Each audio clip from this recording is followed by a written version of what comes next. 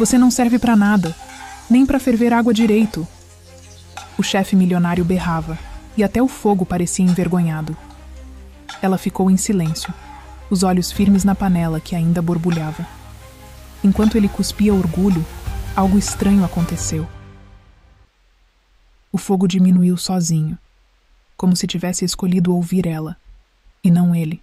O relógio da cozinha marcava 17h47, quando o grito atravessou o salão como uma lâmina quente. O som ecoou nas paredes de aço polido do restaurante La Maison d'Or, o mais caro e arrogante de toda a cidade de Aurora, uma mistura de mármore frio, vidro e pretensão. Do lado de fora, carros de luxo estacionavam em fila. Do lado de dentro, a humilhação se servia antes do jantar. Augusto Monteiro, o chefe e dono, estava no centro do caos, alto, imponente, com os cabelos grisalhos penteados para trás e o olhar afiado de quem se achava Deus. Era conhecido como o homem que transformava fogo em fortuna. Suas entrevistas nas revistas sempre começavam com a mesma frase: cozinhar é para quem nasceu com talento, o resto que lave a louça. Naquela tarde, o vapor subia espesso como névoa, e o som das panelas lembrava uma orquestra sem maestro. Augusto caminhava entre os cozinheiros como um rei entre servos. Cada passo seu ressoava no piso de granito. Toque, toque, toque. O som da autoridade. Tinha mania de usar luvas pretas, não por higiene, mas porque dizia que a pele de quem manda não deve tocar o suor de quem obedece. Do outro lado da cozinha, uma mulher lavava uma pilha interminável de pratos. O nome dela era Helena Duarte, 56 anos, mãos pequenas, dedos rachados de sabão, olhar sereno. Trabalhava ali havia 5 meses e ainda não sabia o gosto de uma refeição do restaurante que limpava. Ganhava pouco, falava menos ainda. Chegava antes do sol nascer e saía quando até os ratos já dormiam. A relação entre os dois nunca fora de palavras. Era feita de ordens e silêncios. Ele pedia, ela obedecia. Ele humilhava, ela respirava fundo e continuava. A diferença entre eles era visível até na luz. Ele brilhava sob refletores dourados. Ela se movia nas sombras da despensa. Mas naquele dia, o inferno decidiu ter cheiro de azeite queimado. Augusto estava preparando o molho de assinatura da casa, o velouté imperial, um creme antigo que exigia precisão milimétrica. Qualquer gota fora do ponto bastava para arruinar o sabor e o ego do chefe, e foi o que aconteceu. O molho talhou. Uma pequena bolha rompeu o equilíbrio da textura, e ele viu o impensável, a mistura se separando, o ouro líquido virando massa disforme. O silêncio caiu, pesado, antes do primeiro grito. Quem deixou o fogo assim? Quem encostou na minha panela? Ninguém respondeu. Helena, perto do fogão auxiliar, limpava uma tábua de madeira, o olhar baixo. Augusto a viu, e o ódio encontrou um alvo. Foi você, não foi? Senhor, eu só estava limpando. Cale a boca. Você não serve para nada, nem para ferver água direito. A voz dele era tão alta que o ajudante mais jovem deixou cair uma travessa de porcelana. Os estilhaços ecoaram pelo chão. Augusto girou a cabeça e continuou, cuspindo palavras como veneno. Sabe quanto vale essa panela, mulher? Mais do que a sua vida. O problema de gente como você é achar que pode tocar o que não entende. Helena respirou devagar. Segurava o pano de prato como quem segura o próprio fôlego. Os olhos marejados não por medo, mas por um tipo de tristeza antiga, aquela que já aprendeu que gritar não muda nada. O chefe continuou, caminhando em círculos furioso, como se o ar lhe devesse obediência. Vocês acham que cozinhar é só misturar coisas? Isso é arte, isso é ciência. E vocês, pobres ignorantes, são só peças sujas na engrenagem da minha genialidade. Ele pegou uma colher e arremessou contra a parede. O som metálico cortou o ar e ricocheteou no chão perto dos pés de Helena. Ela não se moveu. Foi aí que o absurdo começou a tomar forma. Sutil, quase imperceptível. O fogo da panela, que fervia descontrolado, diminuiu sozinho. Ninguém tocou no fogão. O barulho da fervura cessou, como se o ar tivesse engolido o som. Helena olhou. Augusto não percebeu. Ainda cuspia raiva, falando com os funcionários como um general diante de um exército derrotado. Amanhã quero todos aqui antes do amanhecer. E você, dona Lava Prato, se quiser manter o emprego, aprenda pelo menos a ficar invisível. Ela abaixou a cabeça. Mas dentro dela, algo pequeno, silencioso, quase invisível, se acendeu. Não era raiva. Era algo mais profundo. Uma espécie de certeza antiga, de que a vida, às vezes, faz o vento soprar no fogo errado só para revelar o certo. Ela olhou para a panela. O molho ainda borbulhava levemente, dourado, vivo. Sem entender por quê, pegou a colher caída e mexeu devagar. O aroma mudou. Era como se o ar, antes pesado, tivesse encontrado um novo fôlego. Um perfume de alho, manteiga e algo indescritível, algo que lembrava casa, infância e tudo que Augusto havia esquecido no caminho até o topo. Mas ele não viu. Estava ocupado demais provando a própria arrogância. Do lado de fora, o salão começava a encher de clientes. Do lado de dentro, Helena continuava de pé, imóvel, diante do fogo que agora se comportava como um animal domesticado.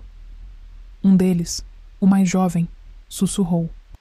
Eu juro que vi o fogo obedecer a ela. Helena não respondeu. Apenas limpou as bordas da panela, apagou o fogão e voltou a lavar os pratos.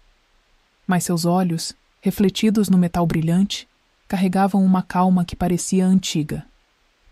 Augusto respirou fundo, passou a mão nos cabelos e disse: Vocês me envergonham. Nenhum de vocês entende o que é perfeição. Eu sou a perfeição. E saiu da cozinha, deixando atrás de si o cheiro do próprio ego queimando. Helena esperou o som dos passos sumir.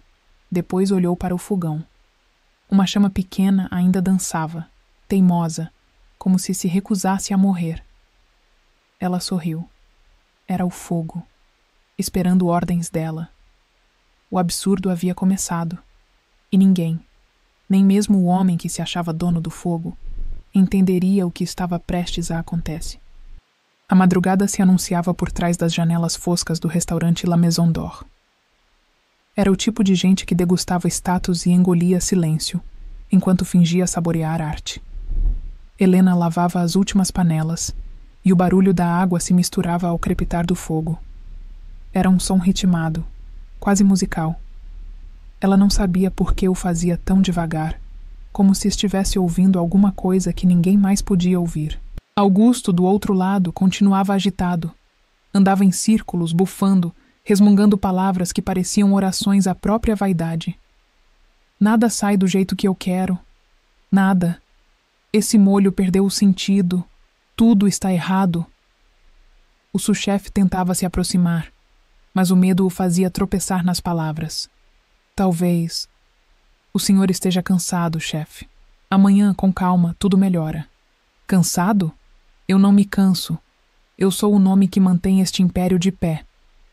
Ele bateu a mão no balcão com tanta força que o som ecoou até a despensa. Helena olhou na direção dele, não por curiosidade, mas por compaixão. Era como ver um homem lutando contra algo invisível e perdendo. Ela enxugou as mãos no avental e caminhou até o fogão vazio. O fogo apagado parecia respirar. As brasas tremeluziam como olhos cansados. O tempo pareceu suspenso. O fogo reacendeu. Pequeno, delicado, como se reconhecesse a mão que o tocava. Helena abriu os olhos e, num gesto simples, começou a mexer o molho que restara. Não seguiu receita alguma. Foi pelo instinto, pelo cheiro, pela memória. Misturou um pouco de alho amassado, uma pitada de sal. Augusto percebeu o movimento e, por um momento, ficou apenas observando. Os outros funcionários também. Era como se um feitiço silencioso tivesse tomado conta do ambiente. O ar mudou. Lembrava a infância. Lembrava tudo que Augusto não sentia há anos. O que você está fazendo? Ele perguntou, tentando disfarçar o incômodo na voz. Nada demais, senhor. Só estou deixando o fogo escutar. A frase pairou no ar. Augusto riu. Um riso forçado, misto de incredulidade e orgulho ferido. Deixando o fogo. Escutar? Que tipo de loucura é essa? A única que ainda faz sentido quando ninguém mais sente o sabor. E quando o aroma tomou o ar, Augusto deu um passo à frente. Atraído, sem perceber. Ela sorria, dizia: "O segredo está em ouvir o fogo, meu filho. Ele fala." O corpo de Augusto enrijeceu. Soltou a colher. O som metálico foi o único ruído. Ele olhou para Helena com um misto de raiva e confusão, como se ela tivesse violado um segredo que ele mesmo havia esquecido. "Quem ensinou você a fazer isso?" "Ninguém, senhor. Só aprendi a não brigar com o fogo." Ela limpou as bordas da panela, desligou o fogão e se afastou sem olhar para trás. Augusto ficou parado, o olhar perdido no vazio. "Chefe, o senhor está bem?" "Não sei." Ele respondeu, num tom que nunca haviam ouvido antes. "Por um segundo eu senti algo." Helena caminhou até a pia, recolheu os pratos e continuou seu trabalho como se nada tivesse acontecido. Mas dentro dela, algo vibrava. O fogo havia escutado. E pela primeira vez, o silêncio da cozinha era mais poderoso que todos os gritos de Augusto Monteiro. O relógio do salão marcava 19h45 e o restaurante La Maison d'Or estava em plena glória. De fora, ninguém imaginava que o império dourado do chefe Augusto Monteiro começava a ruir por dentro. Augusto estava sentado no escritório envidraçado, que dava vista para os fogões. Na mesa, vários prêmios de gastronomia cintilavam, ironicamente silenciosos, troféus de um homem que já não sabia provar nada. Helena, do outro lado do vidro, limpava as superfícies de aço com o mesmo cuidado com que se limpa um altar. Cada movimento dela parecia um gesto de oração. Enquanto o chefe tentava controlar o caos com ordens, ela controlava o caos com silêncio. E o silêncio começava a vencer. Ele provou uma gota, fechou os olhos e chorou. Era o mesmo sabor que lembrava da infância, o gosto da sopa que a avó fazia quando ele estava doente. "Como ela fez isso?" murmurou, limpando os olhos rapidamente. Helena apenas sorriu. "Tem coisas que não se fazem. Acontecem." Havia algo em Helena que o irritava mais do que a própria incompetência dos outros. "Acalma. Ela está me desafiando sem dizer uma palavra." Ele resmungou, batendo o punho na mesa.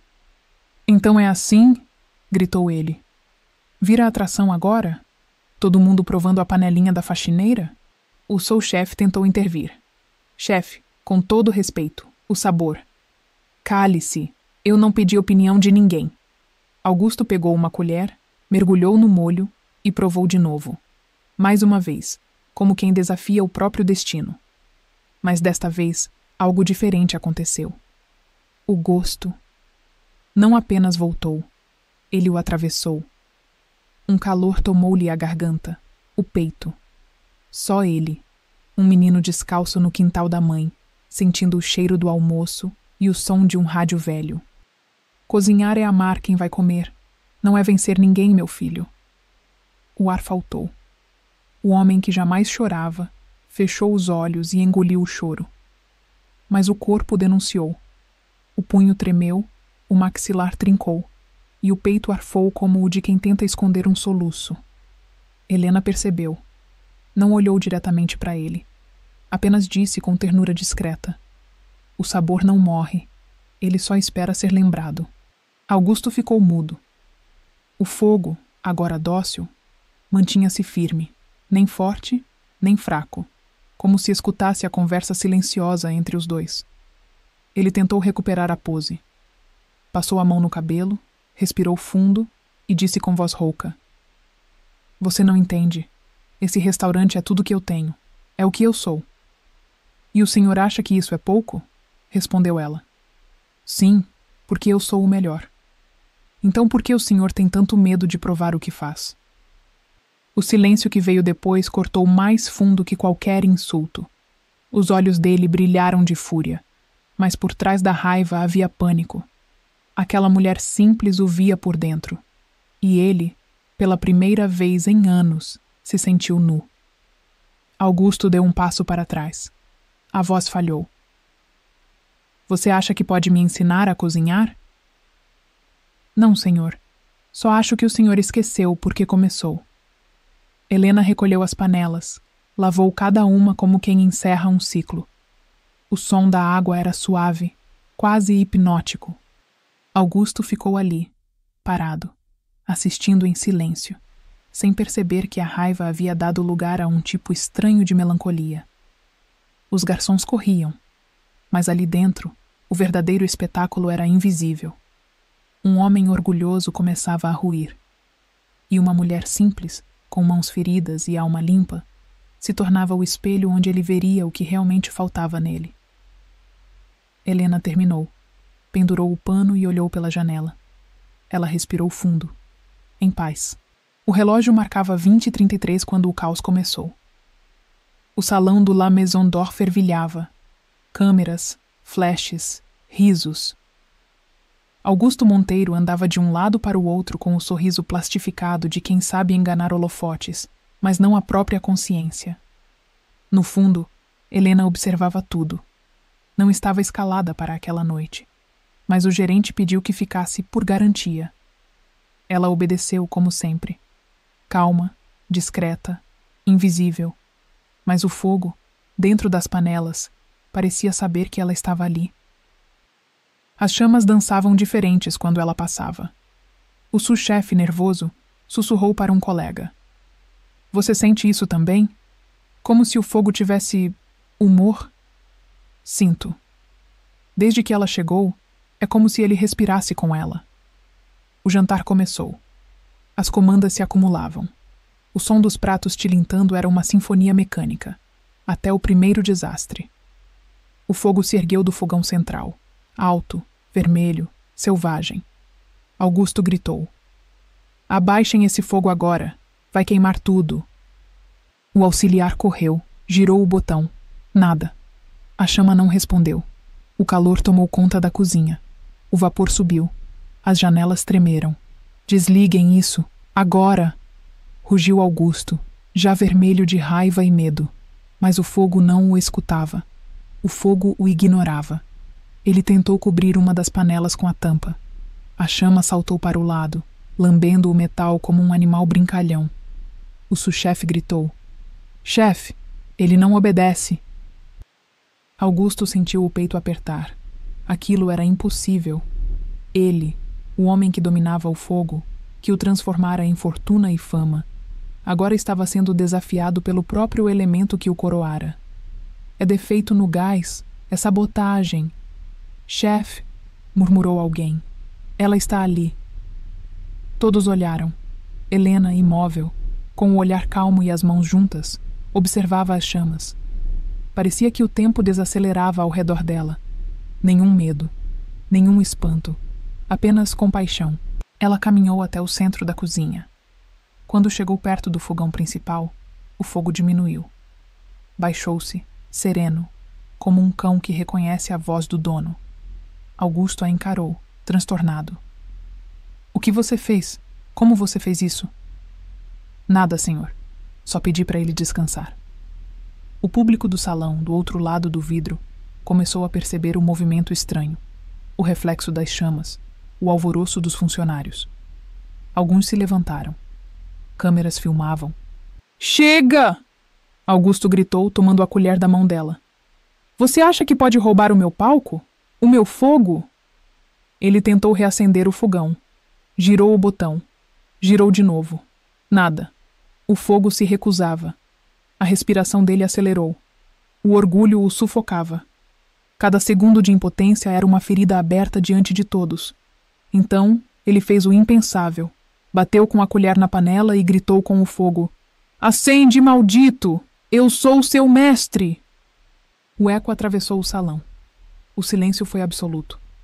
Por um instante, parecia que o próprio ar o observava. E então, algo aconteceu. Uma única chama surgiu. Pequena, dourada. e se inclinou, não para ele, mas para Helena. Ela deu um passo à frente, calmamente, e disse: ele só obedece a quem o respeita. A chama cresceu, viva, bela, não violenta, mas majestosa. O brilho refletiu no rosto de todos, iluminando lágrimas, espanto e vergonha. Augusto caiu de joelhos, sem entender. A colher escorregou da mão. O som metálico soou como um veredito. Os críticos do outro lado do vidro ficaram em choque. Câmeras gravavam, mas ninguém ousou dizer uma palavra. Helena apagou o fogo com um gesto simples, como quem apaga uma vela num altar, e disse, quase em sussurro: o fogo nunca foi seu, Sr. Augusto. Ele só o servia até cansar. O chefe milionário olhou para ela, os olhos marejados, o ego despedaçado. Por trás da vergonha havia algo novo, o reconhecimento. A cozinha inteira se ajoelhou em silêncio. Não por medo, mas por reverência. O fogo, o som, o cheiro, a vida, tudo girava em torno dela. Helena recolheu a colher caída, limpou-a e colocou sobre o balcão. Nada disso é milagre, é só respeito. Até o fogo entende isso. Ela se virou e caminhou em direção à saída. Enquanto passava, as luzes do restaurante tremularam, como se a chama fizesse sua última reverência. Do lado de fora, a lua estava alta, dourada. Parecia sorrir. O restaurante La Maison d'Or nunca mais foi o mesmo depois daquela noite. As manchetes do dia seguinte chamavam o episódio de O Milagre do Fogo. Mas para quem viveu aquilo por dentro, milagre não era a palavra. Foi justiça, silenciosa, inevitável, como a chama que sabe a hora de consumir e a hora de iluminar. Augusto Monteiro não deu entrevistas. Ficou dias trancado em casa, entre taças de cristal e troféus que já não diziam nada. O sous-chefe reparou que, desde aquela noite, os pratos tinham outro sabor.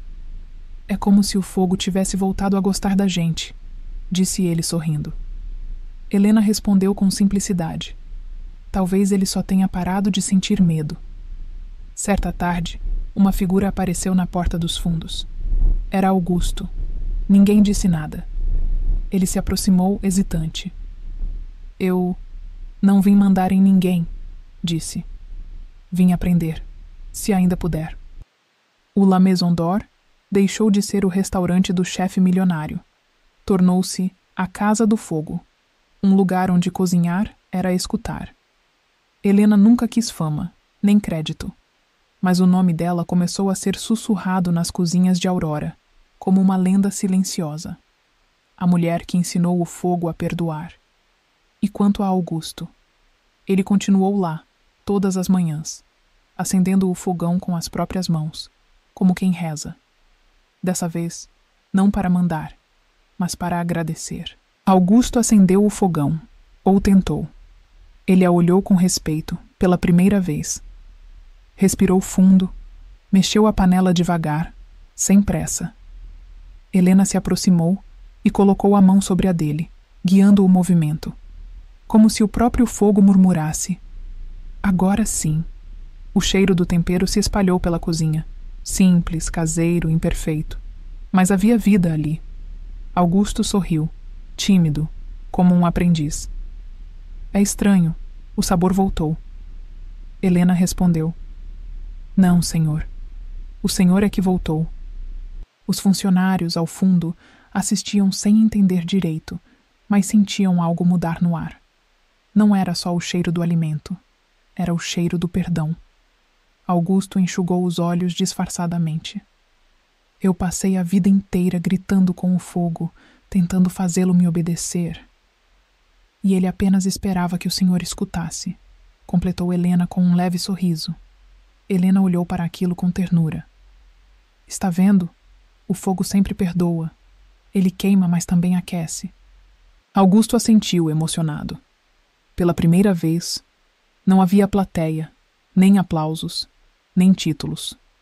Só dois seres humanos, diante de algo maior do que eles. A vida simples e indomável que habita até nas coisas que queimam. Helena voltou ao trabalho, lavando a panela com cuidado. Augusto permaneceu em silêncio, observando. Não havia humilhação, havia aprendizado. E na respiração calma que enchia o ambiente, o fogo tremulava com suavidade, como se dissesse: agora estamos em paz.